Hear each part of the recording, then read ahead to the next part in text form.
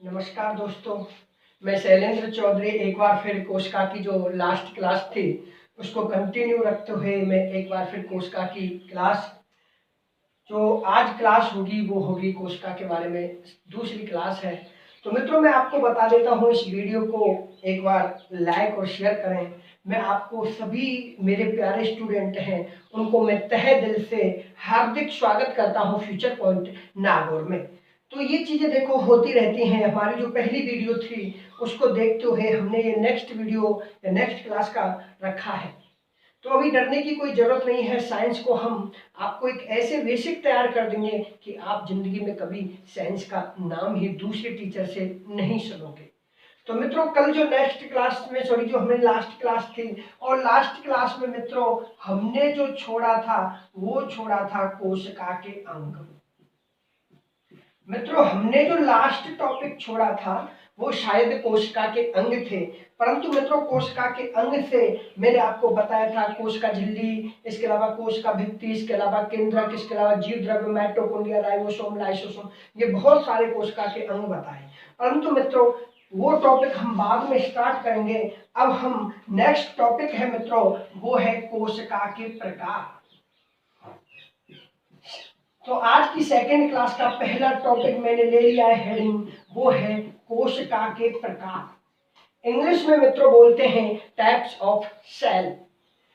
कोशिका जो मित्रों जो होती है, मैं आपको बता देता हूं, कोशिका जो होती है मित्रों वो दो प्रकार की होती है। मित्रों कोशिका कितने प्रकार की होती हैं? दो प्रकार की होती हैं। पहला है एक कोशिकीय। मित्रों याद रखना, पहला क्या है? एक कोशिकीय। और मित्रों दूसरा क्या है? बहुकोशिकीय। मित्रों दूसरा क्या है? बहुकोशिकीय। तो याद रखना कोशिका कितने प्रकार की हो गई? दो प्रकार की। पहला है एक कोशिकीय, दूसरा क्या है? बहुकोशिकीय। मैं थोड़ा उधर दिखेगा नहीं, मैं इधर लिख देता हूं। एक तो क्या हो गई? कोशिका के प्रकार। पहला हो गई एक कोशिकीय, और मित्रों इधर कौन सी कोशिका हो गई? बहुकोशिकीय। दूसरी कौन सी हो गई? बहुकोशिकीय। अब मित्रों मैं एक चीज बता देता हूं, थोड़ा अच्छे से पढ़ेंगे, शानदार तरीके से पढ़ेंगे। नाम से ही शो हो रहा है मित्रों, नाम से ही क्लास में आपको डरने की कोई जरूरत नहीं है। नाम से ही शो हो रहा है एक, और इधर किधर है? बहु। बहु मतलब क्या होता है? अनेक। और एक मतलब होता है सिंगल।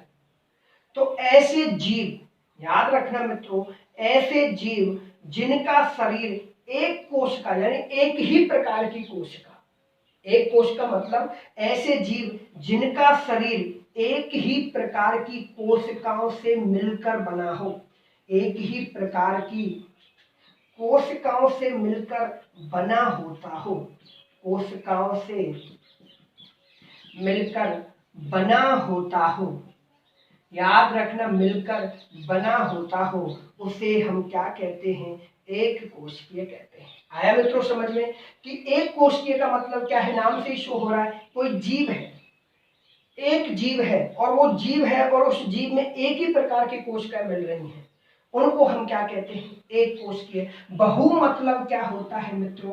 अनेक। बहु मतलब बहुत। तो ऐसे जीव जिनका शरीर, ऐसे जीव जिनका शरीर बहुत सारी कोशिकाओं से मिलकर बना हो, बहुत सारी कोशिकाओं से जो मिलकर बना होता है, बहुत सारी कोशिकाओं से मिलकर बना होता है, उन्हें मित्रों क्या कहते हैं? बहुकोशिकीय। यहां तक क्लियर है? एक कोशिकीय, बहुकोशिकीय। ऐसे जीव जिनका शरीर एक कोशिका से मिलकर बना होता हो, ऐसे जीव जिनका शरीर अनेक प्रकार की कोशिकाओं से मिलकर बना हो, उन्हें क्या कहते हैं? बहुकोशिकीय। अब मित्रों याद रखना, कई बार एग्जामिनर क्या करता है, एक कोशिकीय को जो कहते हैं वो कहते हैं प्राकृतिक कोशिका। याद रखना, एक कोशिकीय को हम क्या कहते हैं? वो कहते हैं प्राकृतिक कोशिका। जबकि बहुकोशिकीय को मित्रों क्या कहते हैं? यूकेरियोटिक कोशिका। जबकि बहुकोशिकीय को हम क्या कहते हैं? यूकेरियोटिक कोशिका। ये भी कई बार पूछा जाता है कि प्राकृतिक कोशिका क्या है, यूकेरियोटिक कोशिका क्या है। तो प्राकृतिक कोशिका को हम क्या कहते हैं, एक कोशिकीय। बहुकोशिकीय मतलब क्या हो गया, यूकेरियोटिक। एक शब्द थोड़ा 1 मिनट में मैं आ रहा हूं। अरे लोकेश देख पाते हैं तो पता हम तक जा रहा है।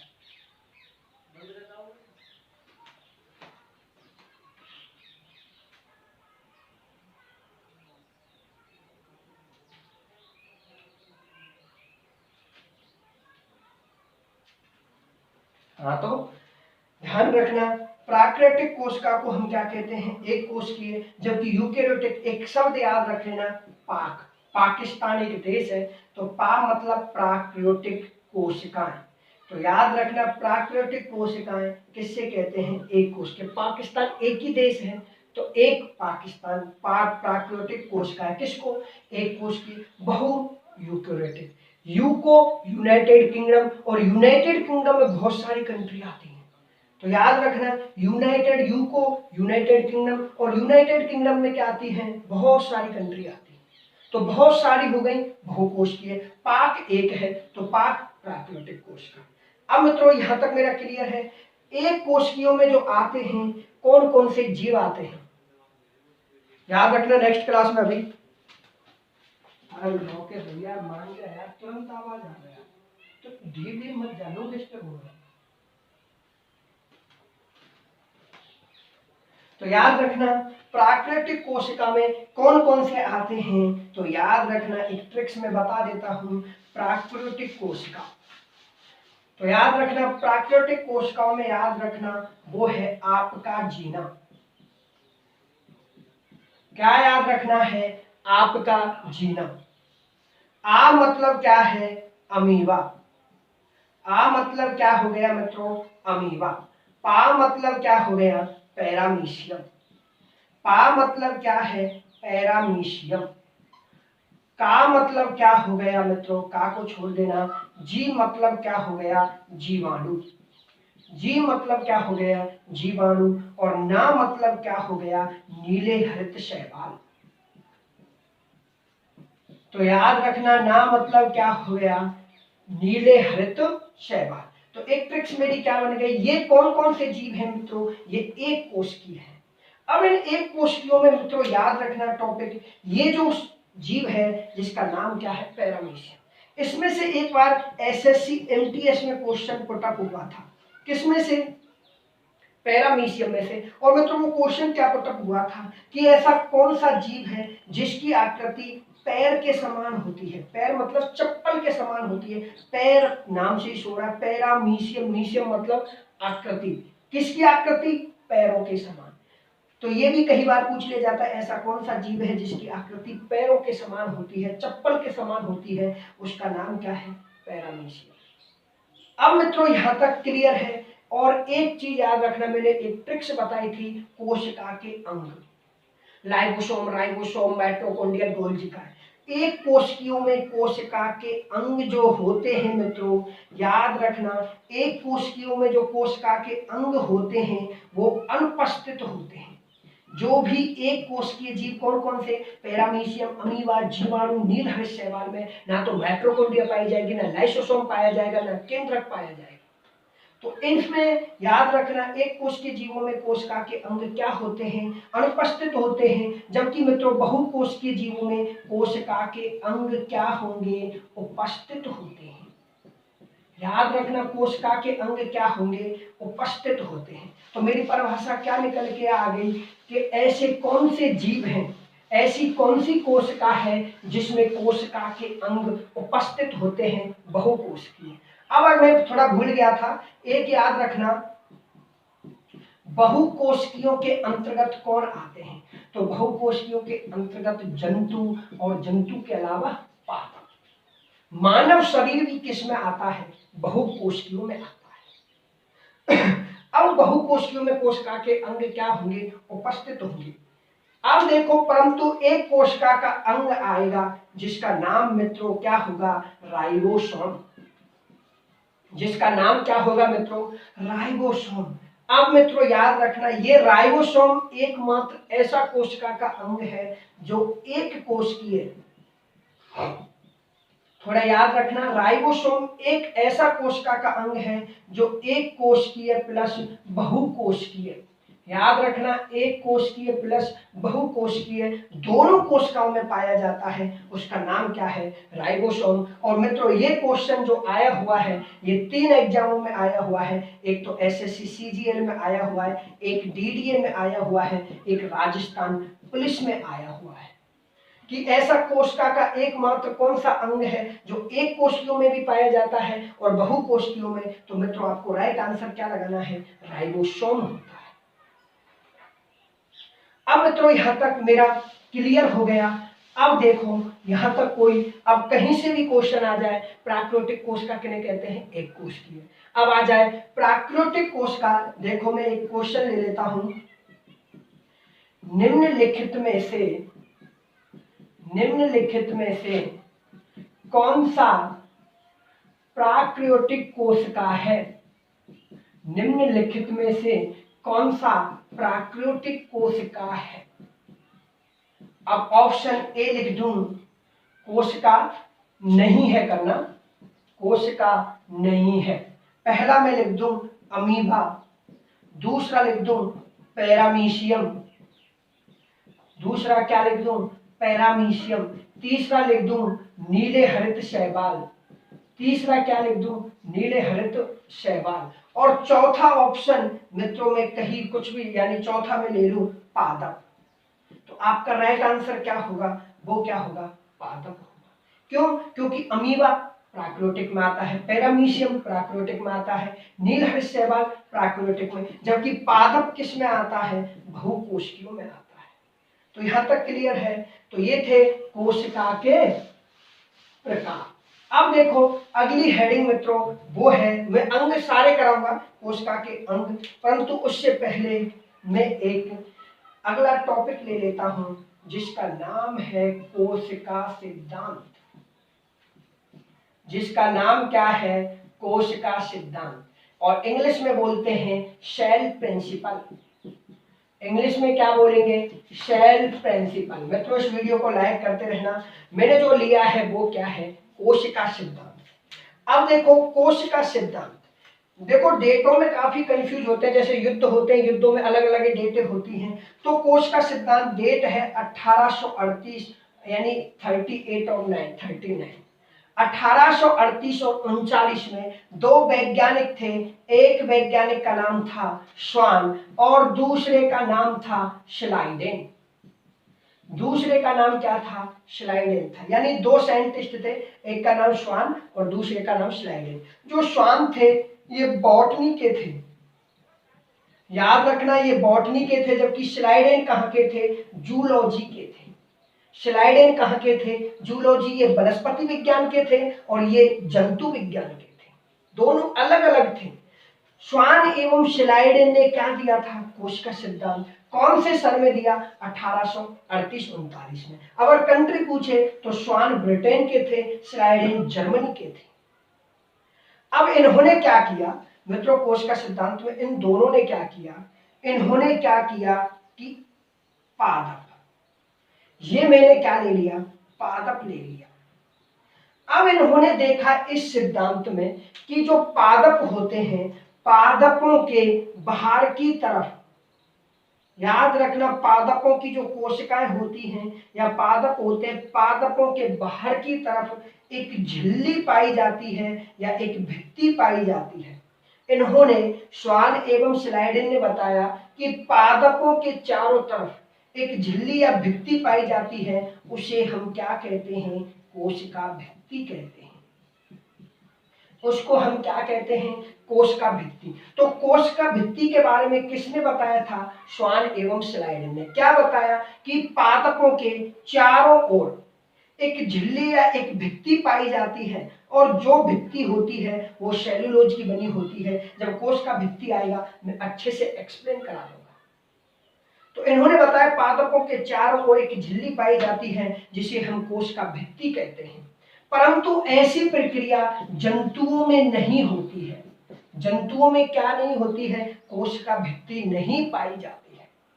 तो कोश का सिद्धांत क्या था? कोश का सिद्धांत 1838-39 में दो वैज्ञानिक थे, एक का नाम श्वान, दूसरे का नाम स्लाइडेन था। इन्होंने, श्वान किसके थे? बॉटनी के थे। स्लाइडेन किसके थे? जूलॉजी के थे। श्वान कौन सी कंट्री के थे? ब्रिटेन के थे मित्रों। स्लाइडेन कहाँ के थे? जर्मनी के थे। अब इन्होंने देखा कि पादप होते हैं, ये पादप ले लिया, पादपों के ऊपर एक बाहर झिल्ली का आवरण या भित्ति पाई जाती है जिसे हम क्या कहते हैं? कोश का भित्ति। जबकि जंतुओं में ऐसा बाहर की तरफ कोई आवरण नहीं पाया जाता। मतलब मैं कह सकता हूं कि जंतुओं में क्या नहीं पाई जाती है? कोश का भित्ति नहीं पाई जाती है। तो यहां से क्वेश्चन क्या बन गया कि कोश का भित्ति किस में पाई जाती है? तो मित्रों कोश का भित्ति किस में पाई जाएगी? पादपों में। जंतुओं में कोश का भित्ति नहीं पाई जाती है। अब क्वेश्चन क्या बना कि पादपों में कोश का भित्ति पाई जाती है, ये प्रक्रिया किसने बताई? तो याद रखना, ये प्रक्रिया श्वान एवं स्लाइडेन ने बताई। किसने बताई? श्वान एवं स्लाइडेन ने बताई। तो कोश का सिद्धांत किसने दिया? श्वान एवं स्लाइडेन ने दिया। कौन से सन में दिया? वो दिया था 1838 और 39 में। इन्होंने मित्रों क्या बताया? इन्होंने बताया कि पादपों के बाहर की तरफ एक झिल्ली पाई जाती है जिसे हम क्या कहते हैं? कोश का भित्ति कहते हैं। जबकि ऐसी प्रक्रिया किसमें नहीं देखने को मिलती है? पादपों में नहीं मिलती है। परंतु ये दोनों वैज्ञानिक असफल हो गए। और वो किस में असफल हुए कि ये नहीं बता पाए कि ये नई कोशिका है। ये क्या नहीं बता पाए कि ये जो नई कोशिका है इसकी उत्पत्ति कहां से होती है। श्वान और एवं स्लाइडेन किस चीज में असफल हो गए? ये इस चीज में असफल हो गए कि ये नहीं बता पाए कि नई कोशिका की उत्पत्ति कहां से होती है। तो इस चीज को एक्सप्लेन करने में कौन असफल हुए? तो असफल रहे वो रहे थे श्वान एवं स्लाइडेन। कौन रहे थे? श्वान एवं स्लाइडेन असफल रहे थे। इसके अलावा याद रखना मित्रों 1855, थोड़ा समझ में तो आ रहा है, नहीं आया तो कमेंट करना। और ध्यान रखना डेट है 1855 और इसके एक वैज्ञानिक आते हैं जिनका नाम है रुडोल्फ विर्चॉफ। एक वैज्ञानिक आते हैं, उनका नाम क्या है? रुडोल्फ विर्चॉफ। याद रखना उनका नाम क्या है? रुडोल्फ विर्चॉफ।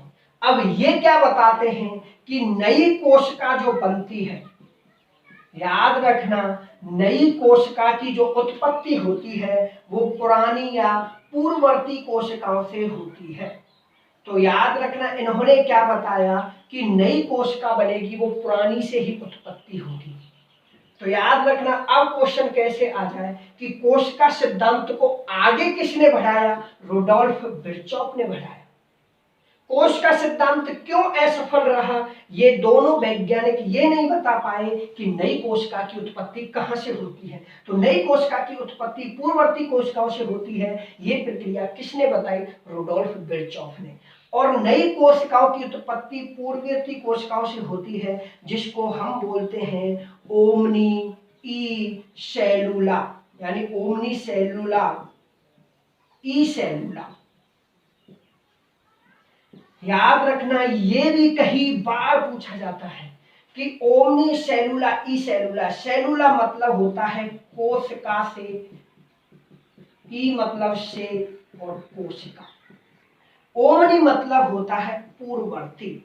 ओमनी मतलब क्या होता है? पूर्ववर्ती। तो इसका मतलब ये निकल के आया कि पूर्ववर्ती कोशिकाओं से ही किसकी उत्पत्ति होती है? नई कोशिकाओं की। तो इंग्लिश में इसका सेंटेंस क्या होता है? ओमनी ई सेलुला। सेलुला किसने दिया था? रुडोल्फ विर्चॉफ ने दिया। किसके संदर्भ में दिया? कोशिका सिद्धांत के बारे में दिया था। यहां तक क्लियर है? अब कोशिका सिद्धांत से कहीं से भी क्वेश्चन आ जाए आपको चुटकियों में निकाल देना है। आया यहां तक समझ में? और आज के लिए इतना ही मित्रों, और नेक्स्ट क्लास होगी उसमें हम स्टार्ट करेंगे कोशिका के अंग स्टार्ट करेंगे मित्रों। धन्यवाद।